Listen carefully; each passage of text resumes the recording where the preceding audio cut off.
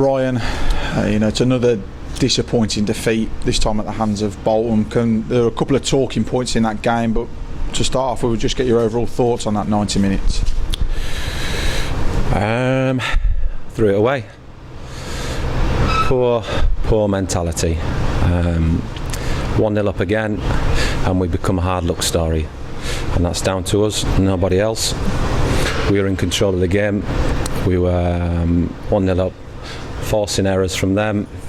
Second half, they've undone us, got it to 1-1, and that's when you need to dig in and be men. And we weren't. We collapsed and give them a route back into the game to win the game. And I think we'll start on one of the major talking points. That was the red card to Hayden White. How did you see that one? It might not be a red card, but when you lift your hand, you're giving the referee an opportunity. So I don't know if it's a red card or not. It happened pretty quickly. It'll have to be assessed on the video, but we asked our lads to be experienced and smart and intelligent to see the second half out. And the moment you get involved with opposition players in that manner, you're leaving yourself open for the referee to make a decision. So, like I said, don't know if it's a red or not, but I wouldn't expect one of my experienced boys to get involved in a situation like that. And then it comes down to a penalty for the home side, no penalty for the Saddlers in the last couple of minutes. The Bolton manager has called it excellent refereeing for not giving Cameron Norman a penalty. Again, what were your thoughts on that one? Well, I'm not sure whether theirs is a penalty. Sad says that he got the ball. That'll have to be looked back on the video, but obviously trust Sad's opinion. The Cam Norman one, it looked a penalty to me, but we're not getting much in terms of help from the referees. But I don't want to make it about the referees today. It was about us. We were 1-0 up. We were in control.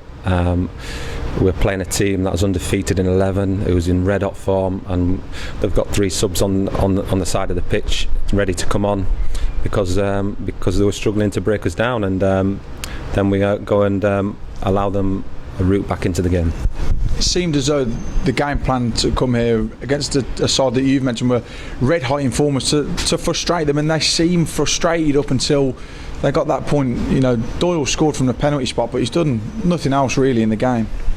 No, and that's what good teams do, don't they? They've got the players on the pitch that can change a game, but we keep shooting ourselves in the foot. We keep being a soft touch. That's going to happen, isn't it?